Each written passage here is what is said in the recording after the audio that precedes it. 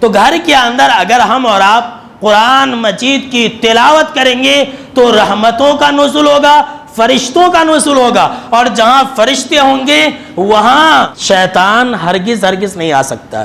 اسی قرآن مجید کی تلاوت کے اندر ہم اور آپ سورہ بقرہ کی تلاوت کریں۔ آئیے میں آپ کو ایک حدیث سناتا ہوں۔ جناب محمد عربی صلی اللہ تعالیٰ علیہ وسلم نے فرمایا کہ اقرأ البقرہ تھا، کہ لوگوں، میری امت کے لوگوں، سورہ بقرہ کی تلاوت کیا کرو۔ کیوں؟ فَإِنَّ أَخَذَهَا بَرَكَةٌ، کہ سورہ بقرہ کو لازم پکڑنا، سورہ بقرہ کو پڑھنا یہ برکت کا سبب ہے۔ وَتَرَكَهَا حَسْرَةٌ، اور سن لیجئے سورہ بقرہ کو چھوڑ دینا باعث حسرت اور ندامت ہے۔ جو انسان سورہ بقرہ کو چھوڑ دے گا بڑا پچھتائے گا، بڑا نقصان اٹھائے گا۔ کہاں پر؟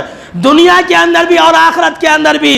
جی ہاں، سن لیجئے، جو انسان سورہ بقرہ کو چھوڑ دے گا دنیا میں بھی نقصان اٹھائے گا، آخرت میں بھی نقصان اٹھائے گا، اور جو انسان سورہ بقرہ کو لازم پکڑے گا دنیا کے اندر بھی فائدہ ہوگا، آخرت کے اندر بھی فائدہ ہوگا۔ جناب محمد عربی صلی اللہ تعالیٰ علیہ وسلم نے فرمایا وَلَا يَسْتَطِيعُهَا الْبَطَلَةُ، اور جادوگر اس کا مقابلہ نہیں کر سکتے۔ جی ہاں، سن لیجئے، جادوگر سورہ بقرہ کا مقابلہ نہیں کر سکتے، شیاطین، جنات سورہ بقرہ کا مقابلہ نہیں کر سکتے۔